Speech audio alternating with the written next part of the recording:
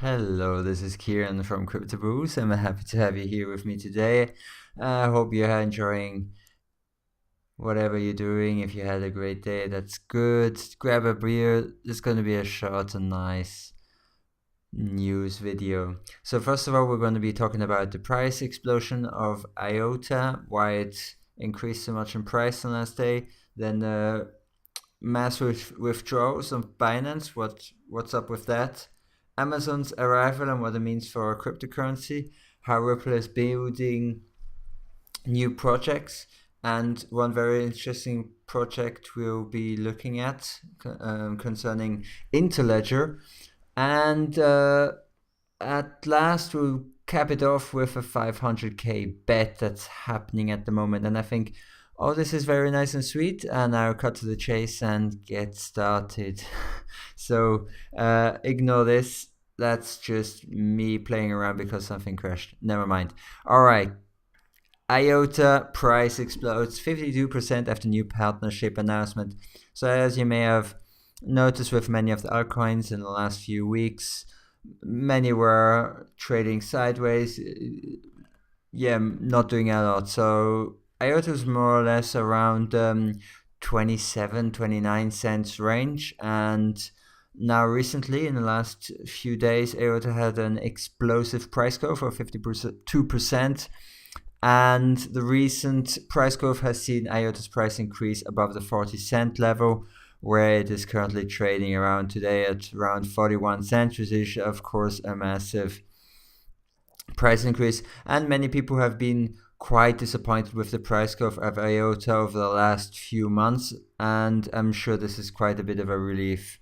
The recent price explosion came after IOTA announced a partnership with Avery. So this is a global manufacturing company with a market cap of over $9 billion US. And the partnership is created with the intention of creating a more sustainable and ethically sourced goods industry, which I think is very important. And since, first of all, this is a very big market, this is like only one company. However, in my opinion, when IOTA goes into these partnerships with companies in a certain sector, then hopefully they can develop products and maybe even expand, and other companies we might see the potential and also adopt the technology. So I see a lot of growth potential in the technology and in the price, since we're both interested in both of these things. Now, the first trial will occur with the IYLX brand, which will allow customers to track items along the supply chain. So that's similar to VeChain. It's got similarities with it, and customers will be able to see where the components for their products have been sourced along with the entire supply chain, and you can trust that the information provided is 100% accurate due to the fact that it's recorded on the blockchain and thus immutable, and that's a very important part in the process. And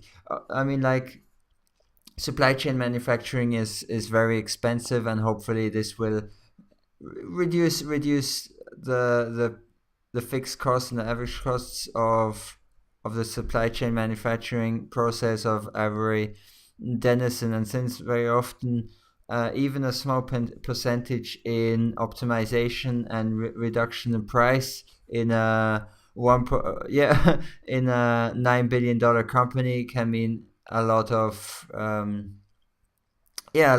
price cost reduction. Mass withdrawals from Binance. Now, you must have heard of the hack. That's old news, and thankfully it didn't hit Binance too hard. However, there's still been mass withdrawals from Binance, and that may be one explanation why the Bitcoin price has increased so much. Like, we don't really want to be pessimistic and just think, oh, it's not organic growth, but you always have to look at different views, and that might be an important perspective to take, since during the last week trading has been deactivated on Binance. No, not trading, but the withdrawal and deposits of coins, and now that's been resumed. So that might be one of the main factors. So the study by London-based blockchain research company Token Analyst concluded that crypto withdrawals from major crypto exchanges, including Bitfinex, BitMEX, Binance, and Kraken, slipped crypto deposits by as much as $622 million over the past 5 days. So definitely, first of all, the Bitfinex problem with Tether and so on has caused a lot of fear in investors that have a lot of cash reserves or cryptocurrency on the exchange, and it makes them want to withdraw their coins onto either hardware wallets and so on. And I totally understand that, because that's one of the first things that you should do, is make sure that your coins are off the grid, maybe even better like on a hardware wallet and so on, and not on an exchange. And yeah, the study found that Bitfinex's net outflow in Bitcoin and Ether were more than 1.7 billion since April 26, 2019, and that's a very massive amount. So you can imagine, if a certain amount of this total amount is in cryptocurrency, or no, was in Tether, then they would have had to buy either Bitcoin or Ethereum to get those coins out. And of course, when many people want to purchase a certain asset, then the price rises automatically, and when people see the price rise, FOMO kicks in and they also start buying. Now, as previously reported, the New York Attorney General's NYAG office accused Ifinex Ltd, the parent company of both Bitfinex and Tether, of inappropriately handling client funds to cover a business loss approximately $850 million. In response, Bitfinex and Tether stated that the transfer of client funds was nothing more than a loan between the two partner entities. So there we just recapped quickly the Bitfinex Tether debacle and how it might have caused many investors to be scared of keeping their funds on Bitfinex. Now talking about Binance, it's the same thing with Binance, with the Binance hack, with the 7,000 BTC stolen. That definitely caused a lot of fear, even though no investors on the platform were affected by this hack. It definitely ruffled some feathers, and people might be a bit wary of keeping too many coins on exchange. So that also explains why the withdrawals on Binance have also been that high. Now, talking about something maybe in a more positive light, that is Amazon during Consensus. So Amazon's arrival and 4 other enterprise blockchain trends from Consensus 2019. An intermingling of public and private ledgers emerged as a key narrative in enterprise blockchain discussions at CoinDesk Consensus 2019 conference. At the 3-day event, which wrapped up Wednesday, heavyweight companies and infrastructure providers alike could be seen plotting a spectrum of blockchain strategies, and I think that's very good, very strong sign of positivity in the market and growth. Amazon's arrival, the so-called blockchain as a service, was front and center this year with Amazon Web Services. We talked about that recently in a recent video, and it was taking a stage for the first time to talk about its new managed blockchain service for companies, which deploys a Hyperledger fabric with public Ethereum soon to be added. Very promising, since, in my opinion, of course, the normal retail investors and so on, it's all good and dandy. However, the big money is definitely with the corporations, and as soon as they see more benefits that they can have and improve their workflow, their processes and so on by using blockchain, and with companies offering different services like what Amazon is doing now with the Amazon Web Services and Hyperledger Fabric,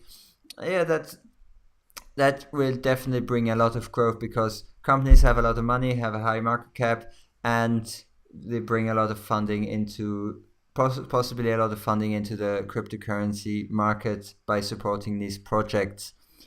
This is likely to happen as companies realize they don't need so much in the way of distributed consensus or tokenization, but really just an immutable system of record. By 2021, at least 20% of projects envisioned to run on permissioned blockchains will instead run on centralized auditable ledgers, maybe also on the Ethereum network.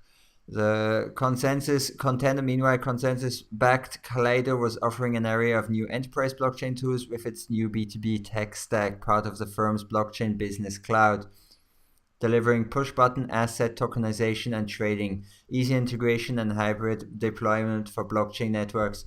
So what that means is they're taking all the complicated aspects out of blockchain.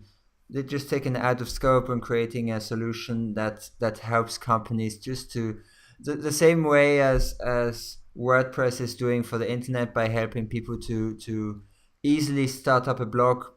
Possibly consensus-backed Kaleido is offering the same thing just for businesses with their like push button tokenization and trading possibility.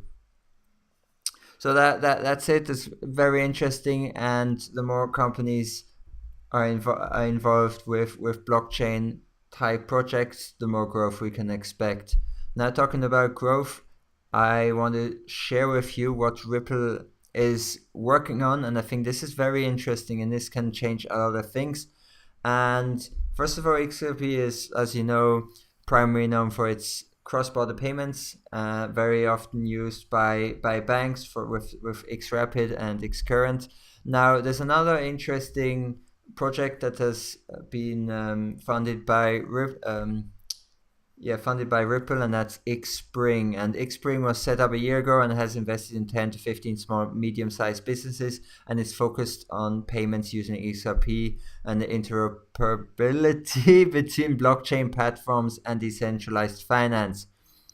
And the developer set of Xspring is also focusing on expanding interledger. And interledger is actually very fascinating, and interledger mainly is a protocol for connecting different blockchains together. And what that actually means, and hopefully something that we can do soon, is you can send with the interledger, you can send BTC and receive Ethereum, or you can connect, you can communicate, you could maybe use smart contracts on the BTC but using the Ethereum smart contracts, something similar like that. So here we've got a short explanation of interledger, how to interconnect all blockchain and value networks. I think this is a very fascinating read. So first of all, it's quite interesting to see what it is possible. And interledger was designed to answer the following question: what would a universal network for sending value independent of any company or currency look like? So someone's got a Litecoin wallet at the moment, or a Ethereum wallet, and you have to make sure you have, first of all, Ethereum if you want to send him some currency. Or if he's got a Litecoin wallet, you have to send him Litecoin. If you send Bitcoin onto his Litecoin wallet, you might not see your Bitcoin again. Yeah, and that's not a good thing. So interledger is now live, and the core protocol was finalized in late 2017. That's a while ago. And the network's early use case include trustlessly exchanging cryptocurrencies, enabling new business models with streaming micropayments. A network of decentralized exchanges, interledger is made up of network of connectors, independent operators that act as decentralized exchange. So paying from one currency to another, and that's one aspect I think is very fascinating. That's very, very powerful, similar to atomic swaps. So with interledger, a user can send BTC and the recipient will automatically receive Ethereum or whatever their preferred currency happens to be. So it's just like some kind of converter, but it acts as the interledger acts as a connector. So behind the scenes, interledger routes packets of money across value networks, like the internet routes packets of data between internet service providers. And I think that's a very good explanation. So when the user sends BTC, the user's wallet sends interledger packets denominated in BTC to a connector. The connector applies the exchange rate and forwards Ethereum denominated packets onto the receiver. And I think this is fantastic. And in my opinion, this is a very, very big feature that if we manage to implement that on a global scale, if they manage to push that through, then that will have a dramatic impact or a very positive impact. So the key features of the open protocol: simple packet format, trustless sending, packetizing value. And in my opinion, then everyone can hold which cryptocurrency they want. However, they're not restricted to just sending from one currency to the same currency, but they could send to anyone. And I think that's a very, very powerful thing. And yeah, that's it. I won't go too much in detail. I'll link this below. So if you're interested in reading more about interledger and what kind of possibility it has, you can read it in article that I'll link in the description below. Now, talking about more fun things, the 500k bet that is going around that happened in consensus. People are talking about it, and this outrageous bet with 500k of crypto at today's prices is on the line between Ethereum's co-founder Joseph Lubin and Bitcoin educator, developer, and entrepreneur Jimmy Song. So, as there was on stage, they made the bet. The first bet they made was last year, where Lubin told Song that they would bet any amount of Bitcoin that Ethereum will have successful decentralized application with a non-trivial number of users, so more than 10,000 users in a time span of 5 years. Now, just 1 year later, the two individuals met again and set to specific terms of the bet to make it official at Consensus 2019. The entire discussion was recorded, and you can see that. And I think it's very interesting. It's a fun bet, however, quite a lot of money, since they bet on one side 810 Ethereum, which is worth around 500k US dollars, and 69 BTC